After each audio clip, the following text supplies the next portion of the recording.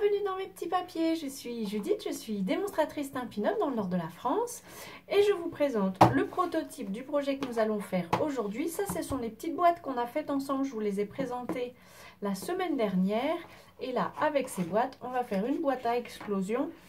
Ça s'appelle comme ça si je ne m'abuse. Celle-ci est très moche, c'est mon prototype avec une ancienne couleur, mais le principe est celui-ci. Allez, c'est parti, on se lance dans la création. Pour réaliser cette grande boîte, c'est donc la grande boîte qu'on va faire ensemble, il vous faudra un morceau de papier cartonné qui mesure 19 cm sur 19. Comme la semaine dernière, on est sur des carrés, c'est le même thème, c'est normal. Et on va marquer un pli sur les quatre côtés à 5 cm.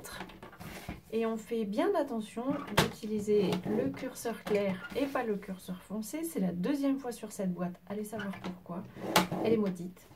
C'est la deuxième fois que j'utilise le curseur foncé et que donc je découpe au lieu de plier. Ça n'est pas grave, c'est une journée comme ça. Il vous faudra ensuite, pour faire le couvercle, un morceau de papier cartonné qui mesure 13 cm sur 13. Je vérifie, oui c'est bien ça, c'est à nouveau un carré. Et cette fois-ci, on va marquer des plis à 1,9 cm. C'est comme la semaine dernière, tout ça c'est pour que le couvercle s'emboîte bien dans la boîte. C'est donc important en fait de ne pas faire 2 cm. Il faut un petit peu moins. C'est pour ça que j'utilise le coupe-papier et pas la grille de marquage, alors que la grille de marquage est vraiment pratique. Mais j'ai essayé avec mon petit système. Je vous remettrai la vidéo. C'est un système qui fonctionne pas trop mal, mais plutôt avec des grandes boîtes. Peut-être que ça irait là avec cette boîte-ci, mais avec les petites qu'on a faites la semaine dernière, ça ne suffisait pas, il fallait un écart plus grand. Alors, qu'à cela ne tienne, je m'y suis, j'ai choisi d'utiliser le coupe-papier. Pour les boîtes, je vous dis, j'aime bien prendre la grille, mais tout ça, ça dépend de vos préférences et de vos usages. On va pouvoir, sur cette grande boîte, on va complètement enlever les quatre coins. Personnellement, je garde le papier parce que pourrait me servir pour faire des étiquettes, pour découper des petites illustrations, des feuilles, pourquoi pas, dans le thème des feuilles d'automne, la collection de papier et tampons, enfin c'est toute une collection. Et dans cette collection d'ailleurs, on a cette couleur. Et puis je les ai même utilisés, je vais vous présenter après, je les ai utilisés pour faire une petite décoration. Pour l'instant très simple, mais j'en avais besoin. Je vais d'ailleurs la poser tout de suite. J'ai fait un fond qui va se trouver ici. Le morceau de papier cartonné, il mesure 8,5 cm sur 8,5. Et je l'ai préparé en avance pour ne pas... Je pense que ce qui vous intéresse là dans cette vidéo, c'est la réalisation de la boîte, pas forcément la décoration, mais juste pour information. Si ça vous intéresse, j'ai utilisé le set de tampons feuilles d'automne, uniquement le set de tampons, et j'ai tamponné les petites branches, je ne sais pas comment ça s'appelle, les petits morceaux là, je les ai tamponnés en Versamark, et puis ensuite j'ai mis de la poudre à embosser que j'ai fait fondre.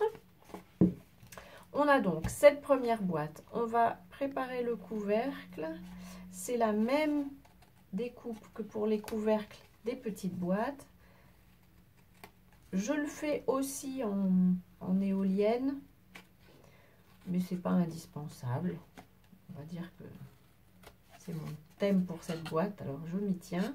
C'est pas mon thème, mais c'est comme ça que j'ai procédé pour l'instant.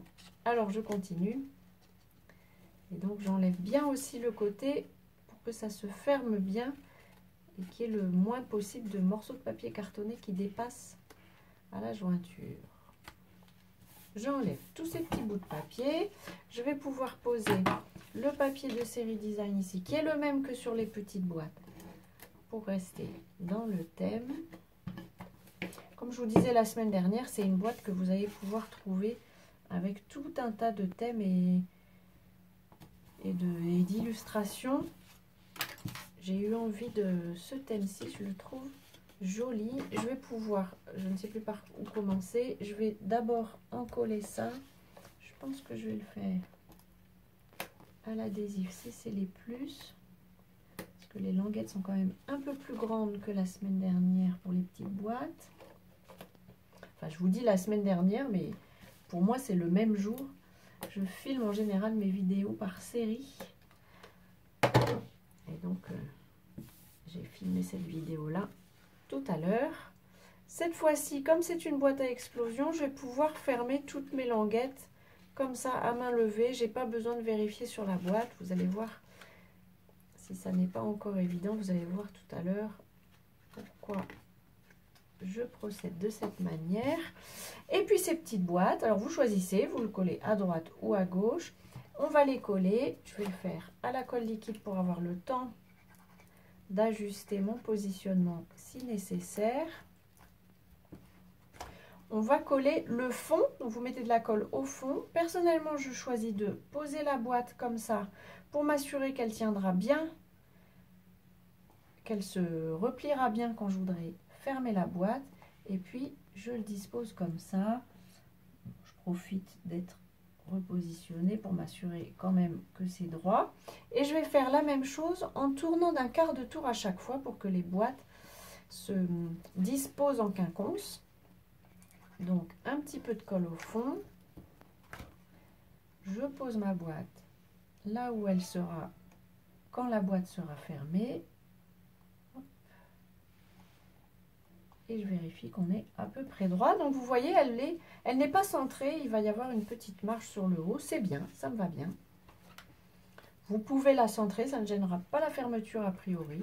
Mais moi, ça me va bien comme ça. Je continue. Je vais peut-être continuer mon petit encollage sans forcément tout filmer. Et je vous retrouve quand j'ai terminé. J'ai terminé de coller toutes mes petites boîtes. On va pouvoir essayer de fermer. Donc, je relève les quatre côtés. Ça nous fait déjà une jolie disposition. Alors, si vous avez envie d'en profiter pour faire une décoration particulière, vous pouvez. Et puis, je dispose le couvercle qu'on a réalisé. Et là, je suis contente parce que ça colle parfaitement. Alors, c'est ce que je vous disais. Là, comme c'est une boîte à explosion, les côtés vont se disposer bien naturellement. Par contre, pensez à la soulever par le dessous parce que le couvercle ne suffira pas pour bien maintenir la boîte. Si vous avez envie, petit ajout, vous pouvez aussi ajouter des petites décorations ici sur le côté. Personnellement, j'aime bien, vu la couleur, j'aime bien la simplicité et donc j'ai choisi de la laisser comme ça. Voilà, je vous représente donc ces feuilles d'automne que j'ai utilisées pour cette petite boîte. Enfin, elle est grande quand même au final. Et il vous faudra une bonne quantité de papier. Je pense que j'en suis à 4 pour réaliser le tout. Vous pouvez choisir de faire vos couvercles entièrement en papier de série design. Moi, j'avais envie que ça tienne bien. Le papier de série design est un petit peu moins épais. Et donc, j'ai choisi de les faire en papier cartonné décoré de papier de série design. Voilà, j'espère que cette boîte vous aura inspiré. Je vous dis, pourquoi pas pour une table de fête ou pour un cadeau un peu plus.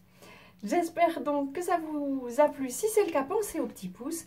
Et puis, je vous donne rendez-vous à notre prochaine rencontre. D'ici là, je vous souhaite de passer de belles journées créatives. Et bien entendu, je vous embrasse.